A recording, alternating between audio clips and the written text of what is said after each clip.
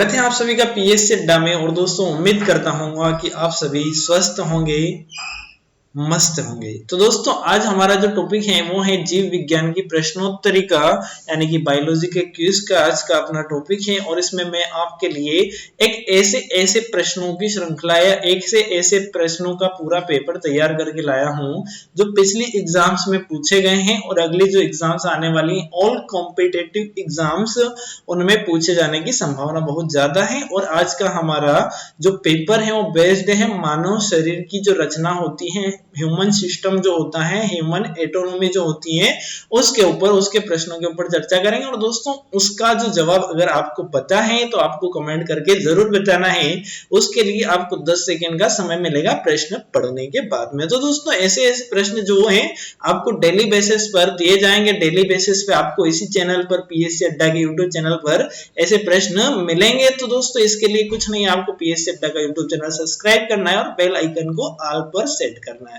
तो दोस्तों सबसे पहले देखते हैं कि हमारा पहला प्रश्न जो है वो क्या है। तो पहला प्रश्न है मनुष्य में कुल कितनी हड्डियां होती हैं, यानी कि जो ह्यूमन होता है, मनुष्य होता है, उसमें टोटल बोन की जो संख्या है कितनी होती है। तो पहला ऑप्शन है दोस्तों 212, दूसरा है 206, तीसरा ऑप्शन है 202 और चौथा जो ऑप्शन है डी वो 200। और इसका टाइम होता है शुरू। तो दोस्तों शुरू हो जाइए, 10 सेकंड का टाइम आपको मिलेगा।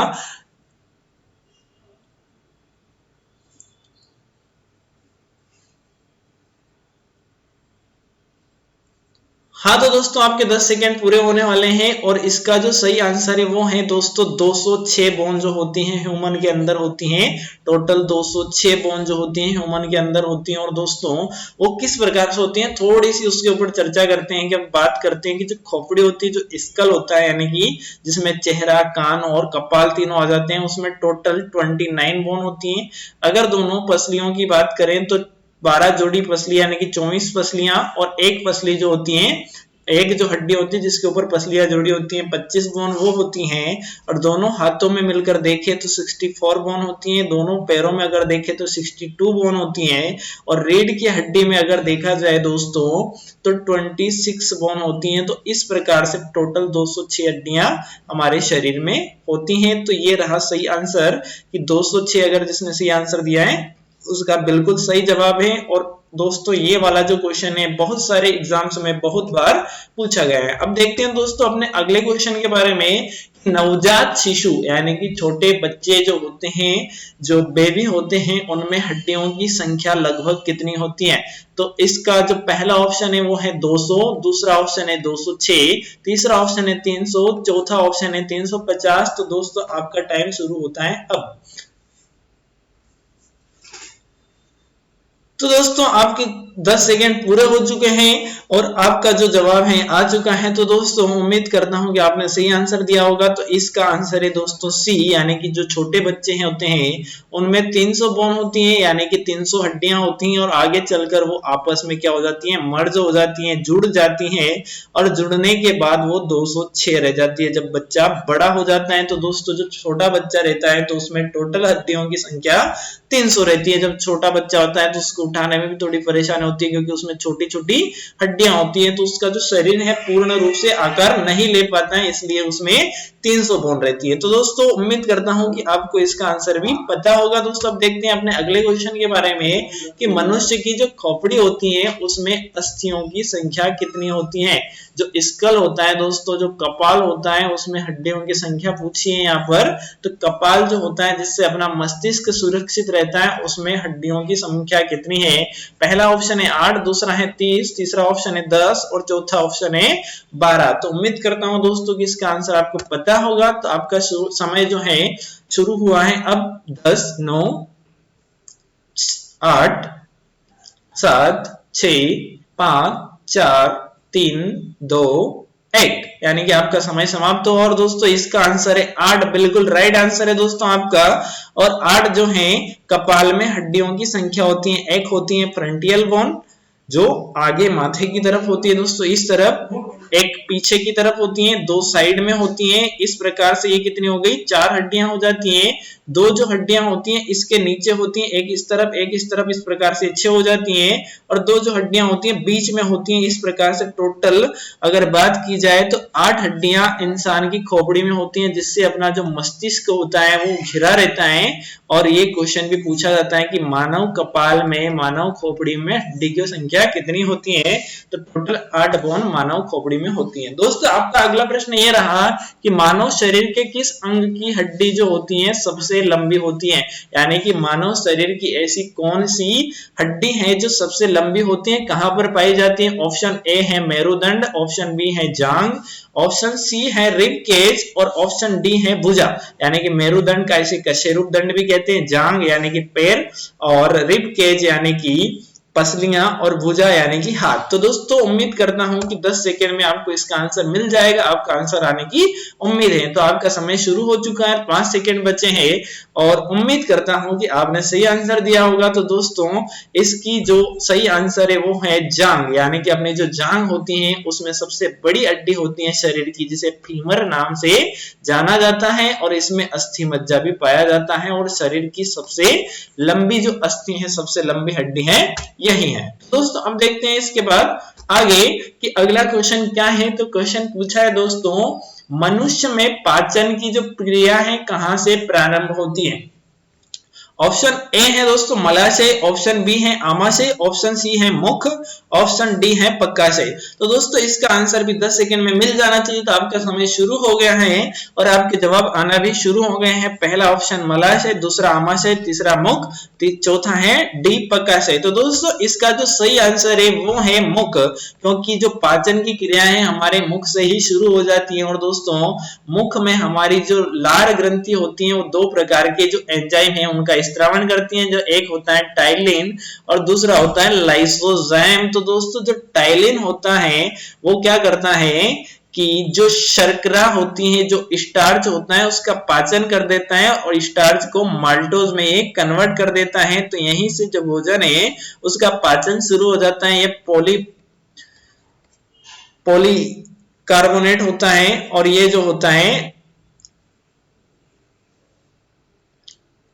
तो दोस्तों ये स्टार्च को माल्टोज में कन्वर्ट कर देता है, यानी कि जो पॉली संरचना होती है उसको डाई में ये कन्वर्ट कर देता है, यानी कि जो पॉलीसेकेराइड होता है उसको डाइसेकेराइड में यहाँ पर कन्वर्ट किया जाता है। तो दोस्तों आप देखते हैं कि अपना अगला क्वेश्चन क्या है। पूछा गया है कि मानव शरीर की सबसे छोटी हड्डी कौन सी है।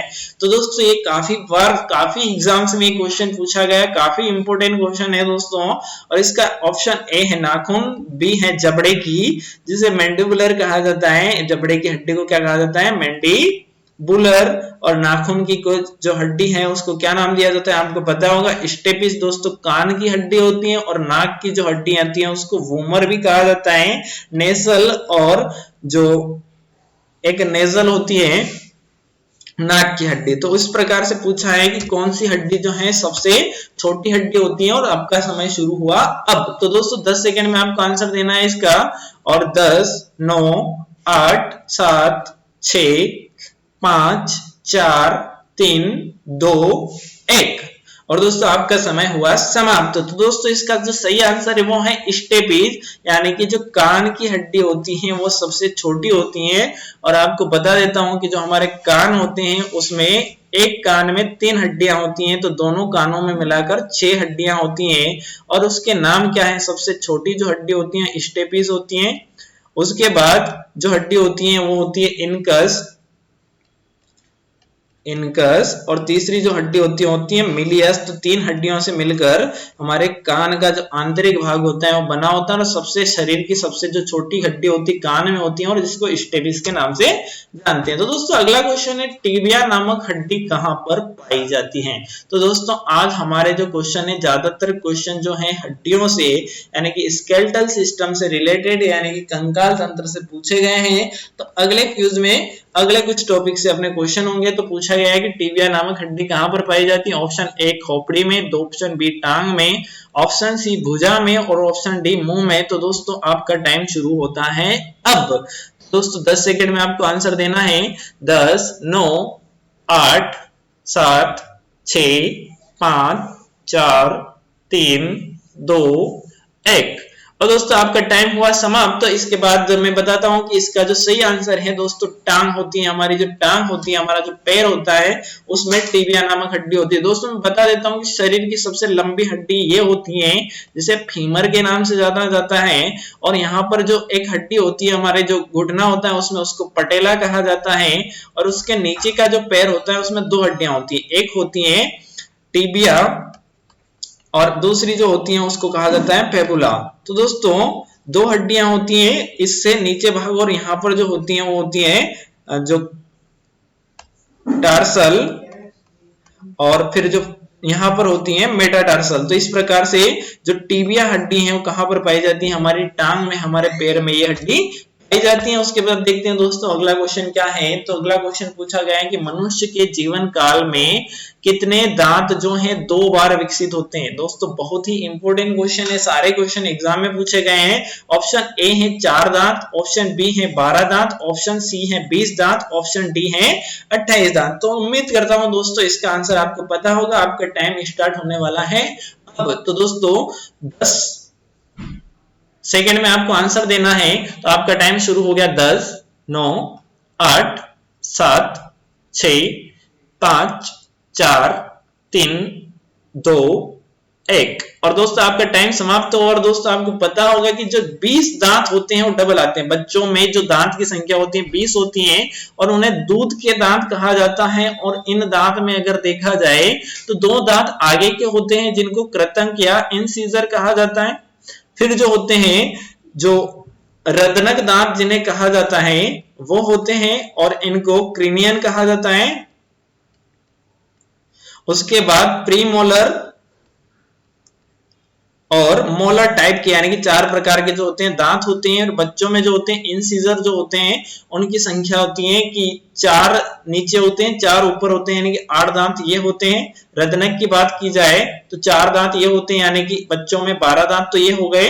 प्रीमोलर की अगर बात की जाए तो बच्चों में प्रीमोलर टाइप के दांत नहीं होते हैं। और मोलर की अगर बात की जाए तो जो 8 हैं वो मोलर दांत होते हैं। इस प्रकार से 20 दांत जो है बच्चों में होते हैं। और बड़ों में दांत की संख्या 32 होती है, यानी कि जो बड़े व्यक्ति होते हैं, वयस्क होते हैं, उनमें इंसिजर 8, जो रदनक होते हैं 4, प्रीमोलर जो होते हैं 8, और जो मोलर होते हैं उनकी संख्या 12 होती है। इस प्रकार से टोटल जो 32 दांत होते हैं वयस्क में होते हैं, यानी कि 20 दांत तो डबल आते हैं और 12 दांत सिंगल बार आते हैं। तो ये इधर पूछा गया है कि कितनी बार 2 बार, कितनी जो दांत हैं वो 2 बार विकसित होते हैं। तो 20 जो दांत है मनुष्य में वो 2 बार विकसित होते हैं। तो उम्मीद करता हूं कि दोस्तों इसका आंसर भी आपको समझ में आया होगा। अब देखते हैं दोस्तों कि अस्थियों, यानी कि जो हड्डियां होती हैं, जो बोन होती हैं, उनको पेशियों, यानी कि पेशियां यानी कि मसल्स जो होती हैं उससे कौन जोड़ता है। तो अस्थियों को पेशियों से जोड़ने का काम किसके द्वारा किया जाता है। इसका आंसर है दोस्तों ऑप्शन ए है ligament, option B tendon, option C है उपास्थि, और ऑप्शन डी है एक नई पेशी। तो दोस्तों उम्मीद करता हूं कि इसका आंसर आपको पता होगा। आपका टाइम शुरू होता है अब। तो दोस्तों 10 9 8 7 6 5 4 3 2 1। आपका टाइम हो गया है बिल्कुल समाप्त। तो दोस्तों और इसका जो सही आंसर है कि अस्थियों को पेशियों से, यानी कि जो बोन होती हैं उसको मसल्स से जोड़ने का काम होता है टेंडन के द्वारा, और इसको हिंदी में कंडरा भी कहा जाता है। और एग्जाम में ये क्वेश्चन पूछा जाता है। दोस्तों अगला जो क्वेश्चन है, निम्न में से कौन मानव पैर की हड्डी नहीं है। पहला ऑप्शन है टिबिया, दूसरा है ह्यूमरस, तीसरा है फीमर, और चौथा है फिबुला। अगर पिछले क्वेश्चन के जो डिस्कशन है वो आपने सही देखे हैं तो इसका आंसर बिल्कुल ही आपका सही होगा। आपका टाइम शुरू होता है अब। 10 9 8 7 6 5 4 3 2 1। और दोस्तों आपका टाइम हो गया बिल्कुल समाप्त। और दोस्तों इसका जो आंसर है वो है ह्यूमरस, यानी कि टिबिया पैर की हड्डी होती है, फीमर भी पैर की हड्डी होती है, और फिबुला भी पैर की हड्डी होती है। परंतु जो ह्यूमरस है वो हाथ की हड्डी होती है, यानी कि जो हमारी भुजा होती है उसकी ऊपरी हड्डी जो होती है वो कौन सी होती है, ये वाली जो हड्डी होती है इसको कहा जाता है ह्यूमरस, और हाथ की सबसे लंबी हड्डी यही होती है। तो दोस्तों अगला जो क्वेश्चन है वो पूछा गया है कि सर्वप्रथम रक्त परिसंचरण तंत्र का अध्ययन किसने किया था। काफी इंपॉर्टेंट क्वेश्चन है, एग्जाम में बार बार पूछा जाता है। तो ऑप्शन ए है लैंडस्टीनर, ऑप्शन बी है कॉर्नबर्ग, ऑप्शन सी है ब्राउन, ऑप्शन डी है हार्वे। तो रक्त परिसंचरण के बारे में क्वेश्चन पूछा है, आपको पता होना चाहिए। तो आपका समय शुरू होने वाला है अब, और आपका समय जो है हो गया है शुरू। 10 9 8 7 6 5 4 3 2 1। और दोस्तों आपका टाइम जो है हो गया है समाप्त। तो इसकी जो खोज की थी विलियम हार्वे के द्वारा, रक्त परिसंचरण की जो खोज की गई थी, ब्लड सर्कुलेशन की जो खोज की गई थी, विलियम हार्वे के द्वारा की गई थी। तो दोस्तों विलियम हार्वे ने रक्त परिसंचरण जो तंत्र है उसकी खोज करी थी, या रक्त परिसंचरण की खोज करी थी। इसने देखा था कि दो तरह के, एक तो बंद परिसंचरण तंत्र और एक होता है खुला परिसंचरण तंत्र। तो जो इंसान होते हैं, ह्यूमन होते हैं, उनमें बंद प्रकार का जो रक्त परिसंचरण तंत्र होता है वो होता है, जबकि बहुत सारे जो जीव होते हैं जैसे कि आर्थ्रोपोडा जो होते हैं उनमें खुला परिसंचरण तंत्र होता है। तो दोस्तों ऐसे भी क्वेश्चन एग्जाम में पूछे जाते हैं। अगला जो क्वेश्चन है दोस्तों कि लब डब की आवाज किस अंग से संबंधित होती है। ऑप्शन ए है यकृत, ऑप्शन बी है वृक्क, ऑप्शन सी है हृदय, ऑप्शन डी है फेफड़ा। तो दोस्तों आपका टाइम शुरू होता है अब। 10 9 8 7 6 5 4 3 2 1। और दोस्तों आपका टाइम बिल्कुल हो चुका है समाप्त। तो उम्मीद करता हूं कि आपने सही आंसर दिया है हृदय का।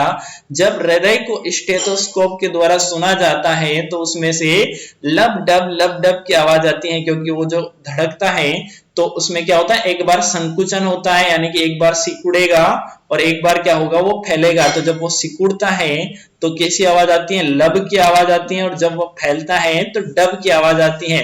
तो लब डब की जो आवाज आती है वो हृदय से आती है, और उसको सुनने के लिए स्टेथोस्कोप यानी कि जो डॉक्टर प्रयोग करते हैं हृदय की गति को, धड़कन को सुनने के लिए, उस यंत्र का प्रयोग किया जाता है। दोनों कानों में लगाकर हार्ट के ऊपर रख के उसको चेक किया जाता है। अगला जो क्वेश्चन है दोस्तों कि मनुष्य के शरीर में हृदय को एक बार धड़कने के लिए कितना समय लगता है। बहुत ही इंपॉर्टेंट क्वेश्चन है दोस्तों, पिछली ग्रुप डी की एग्जाम में पूछा गया था।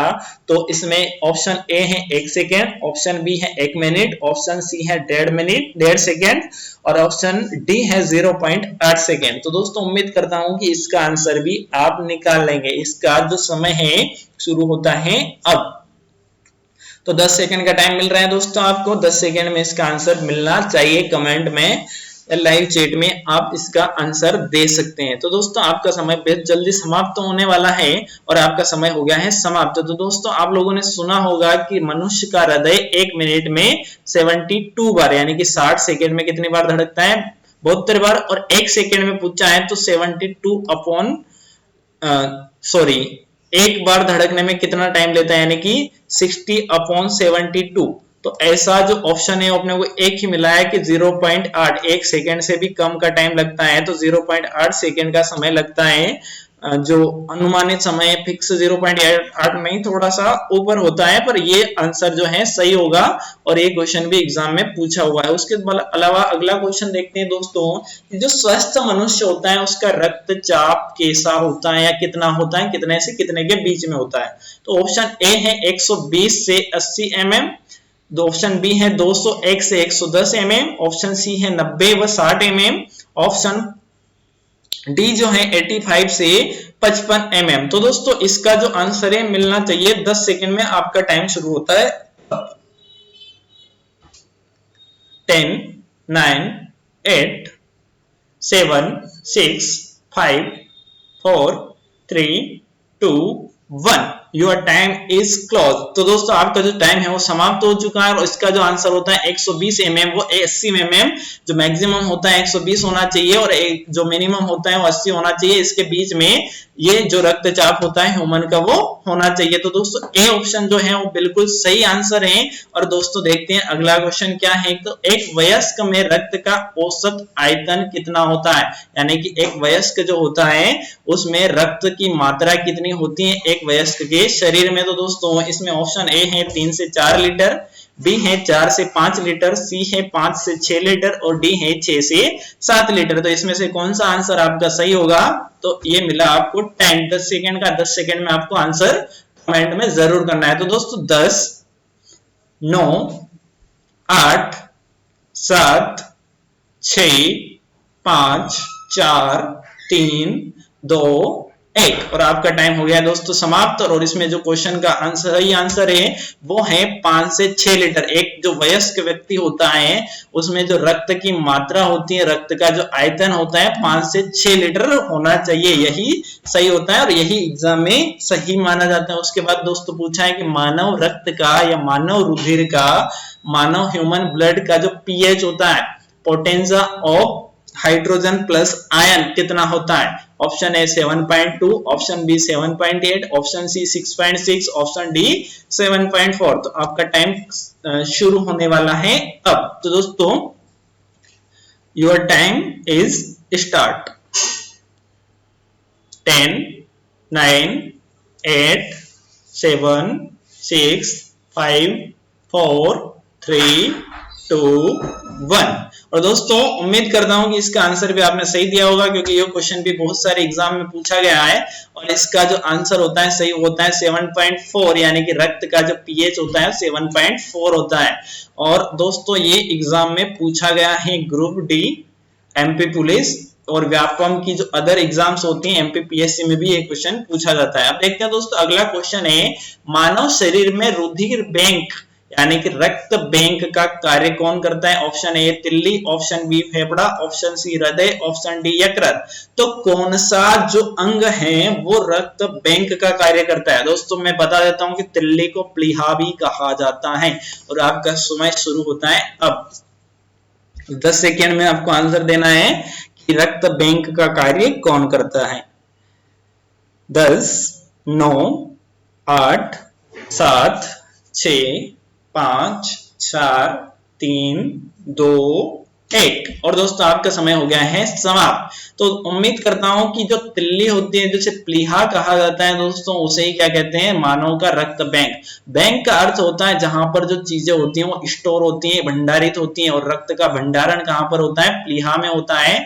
और प्लीहा की जो लिमिटेशन होती है 240 मिलीलीटर की होती है, यानी कि एक बार में 240 ml रक्त यहाँ पर एकत्रित हो जाता है। यहीं पर जो आरबीसी होती है उसका रिसाइकलिंग होता है, यानी कि उसकी डेथ भी कहां पर होती है? प्लीहा में होती है। इसे आरबीसी की कब्रगाह या कब्र भी कहा जाता है। तो जो प्लीहा होती है उसको या तिल्ली, उसको आरबीसी की कब्रगाह भी कहा जाता है। दोस्तों अगला क्वेश्चन है, शरीर में हीमोग्लोबिन का क्या कार्य होता है?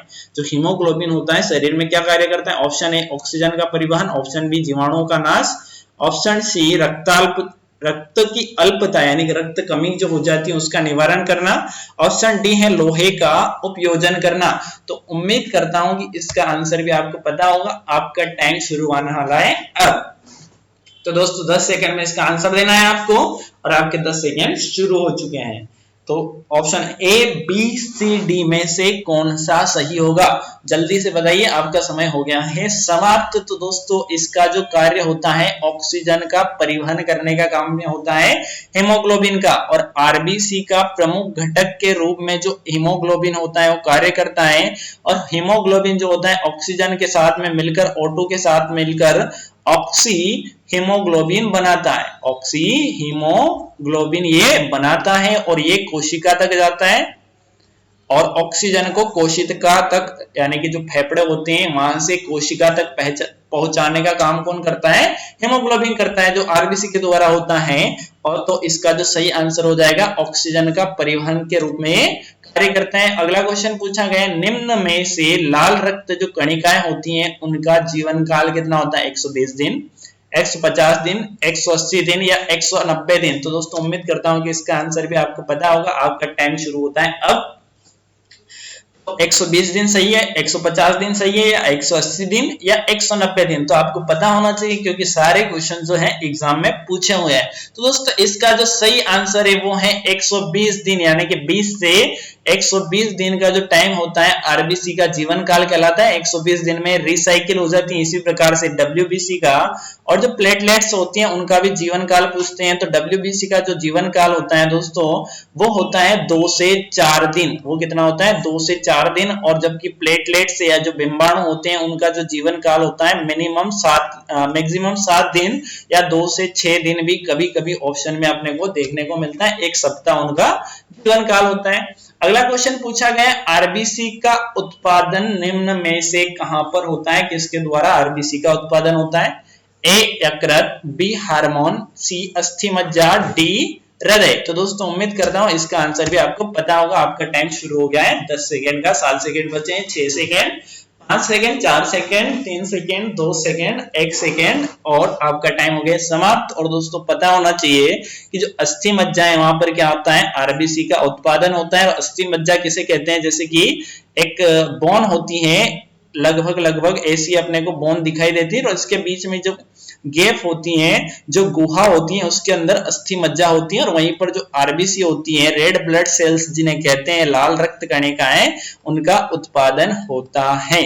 और सब बड़ी बड़ी जो हड्डियां होती हैं सब में अस्थि मज्जा जो होती है, बोन मैरो जो होती है पाई जाती हैं। तो दोस्तों उम्मीद करता हूं कि आज के सारे क्वेश्चन आपको समझ में आए होंगे और सारे क्वेश्चन आपके एग्जाम से रिलेवेंट थे। तो दोस्तों वीडियो को अंत तक देखने के लिए बहुत बहुत धन्यवाद। अभी तक आपने पीएससी अड्डा का यूट्यूब चैनल सब्सक्राइब नहीं किया तो जल्दी से सब्सक्राइब कीजिए और बेल आइकन को ऑल पर सेट कीजिए। Thanks for watching. Quality means PSC अड्डा।